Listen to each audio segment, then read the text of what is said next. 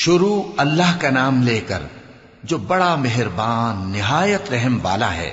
جو مخلوق آسمانوں اور زمین میں ہے اللہ کی تسبیح کرتی ہے، اور وہ غالب ہے، حکمت والا ہے۔ آسمانوں اور زمین کی بادشاہی اسی کی ہے، وہی زندگی دیتا ہے اور وہی موت دیتا ہے، اور وہ ہر چیز پر قادر ہے۔ وہی اول اور وہی آخر، اور اپنی قدرتوں سے سب پر ظاہر اور پھر بھی پوشیدہ ہے، اور وہ ہر چیز کا خوب جاننے والا ہے۔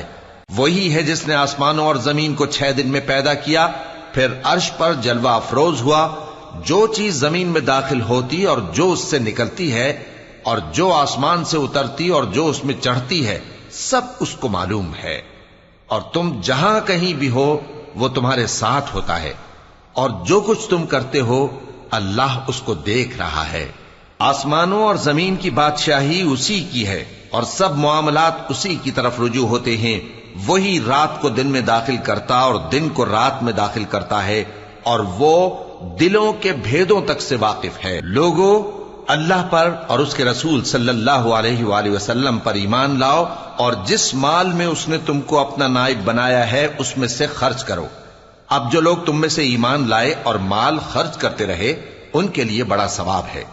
اور تم کیسے لوگ ہو کہ اللہ پر ایمان نہیں لاتے، حالانکہ اس کے پیغمبر صلی اللہ علیہ وآلہ وسلم تمہیں بلا رہے ہیں کہ اپنے پروردگار پر ایمان لاؤ، اور اگر تم کو یقین ہو تو وہ تم سے اس کا عہد بھی لے چکا ہے۔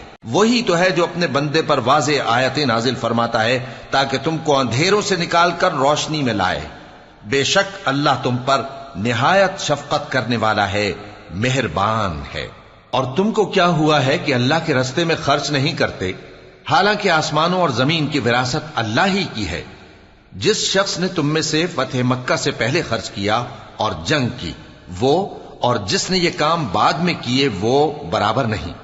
ان کا درجہ ان لوگوں سے کہیں بڑھ کر ہے جنہوں نے بعد میں مال خرچ کیے اور کفار سے جنگ کی، اور اللہ نے سب سے ہی ثواب نیک کا وعدہ کیا ہے، اور جو کام تم کرتے ہو اللہ ان سے واقف ہے۔ کون ہے جو اللہ کو نیک نیتی سے قرض دے تو وہ اس کو کئی گنا ادا کرے گا، اور اس کے لیے عزت کا صلہ یعنی جنت ہے۔ جس دن تم مومن مردوں اور مومن عورتوں کو دیکھو گے کہ ان کے ایمان کا نور ان کے آگے آگے اور داہنی طرف چل رہا ہے، تو ان سے کہا جائے گا کہ تم کو بشارت ہو کہ آج تمہارے لیے باغ ہیں جن کے نیچے نہریں بہ رہی ہیں، ان میں تم ہمیشہ رہو گے، یہی بڑی کامیابی ہے۔ اس دن منافق مرد اور منافق عورتیں مومنوں سے کہیں گے کہ ہمارے لیے انتظار کرو کہ ہم بھی تمہارے نور سے روشنی حاصل کریں۔ ان سے کہا جائے گا کہ پیچھے کو لوٹ جاؤ، پس وہاں نور تلاش کرو۔ پھر ان کے بیچ میں ایک دیوار کھڑی کر دی جائے گی جس میں ایک دروازہ ہوگا، جو اس کی جانب اندرونی ہے اس میں تو رحمت ہے، اور جو بیرونی جانب ہے اس طرف عذاب ہے۔ تو منافق لوگ مومنوں سے کہیں گے کہ کیا ہم دنیا میں تمہارے ساتھ نہ تھے؟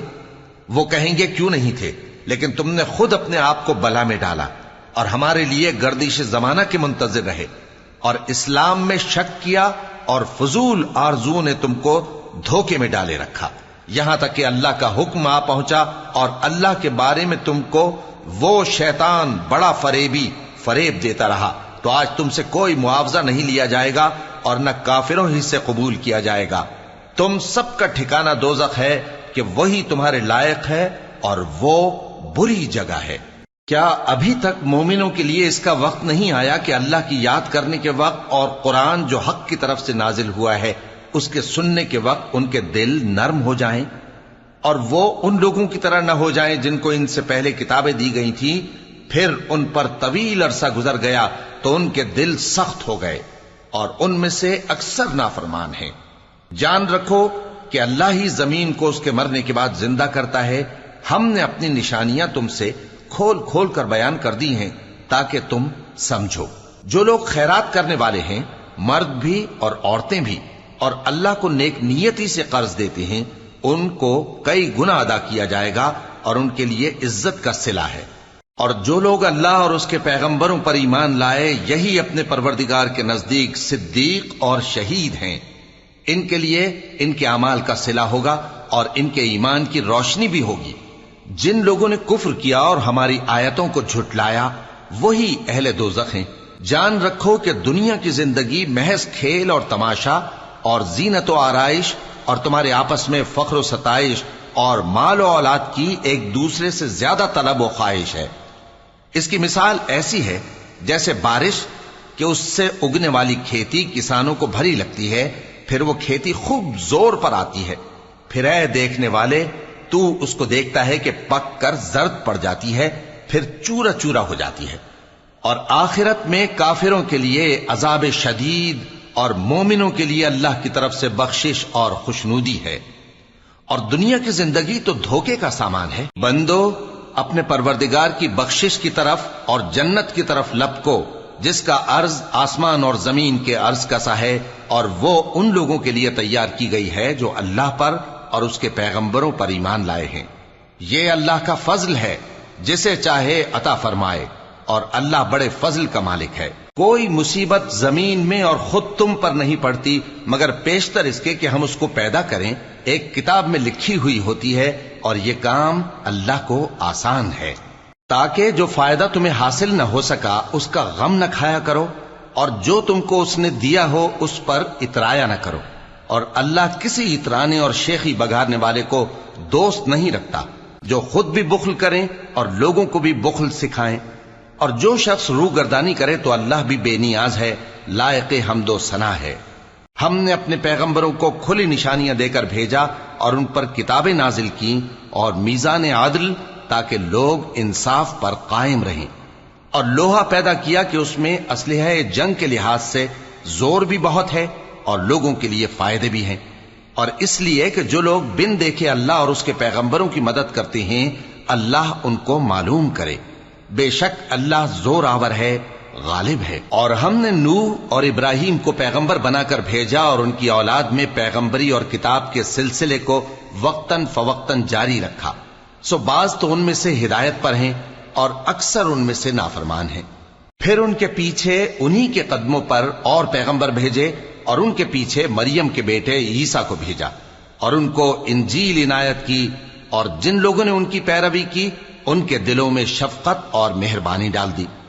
اور ترک دنیا والی نئی بات تو خود انہوں نے نکال لی، ہم نے ان کو اس کا حکم نہیں دیا تھا، مگر انہوں نے اپنے خیال میں اللہ کی خوشنودی حاصل کرنے کے لیے آپ ہی ایسا کر لیا تھا، پھر جیسا اس کو نبھانا چاہیے تھا نبھا بھی نہ سکے۔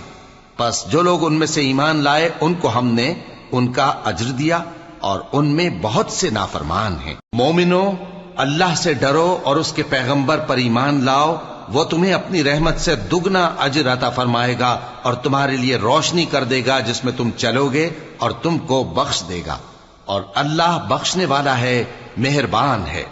یہ باتیں اس لیے بیان کی گئی ہیں کہ اہل کتاب جان لیں کہ وہ اللہ کے فضل پر کچھ بھی قدرت نہیں رکھتے، اور یہ کہ فضل اللہ ہی کے ہاتھ میں ہے، وہ جس کو چاہتا ہے دیتا ہے، اور اللہ بڑے فضل کا مالک ہے۔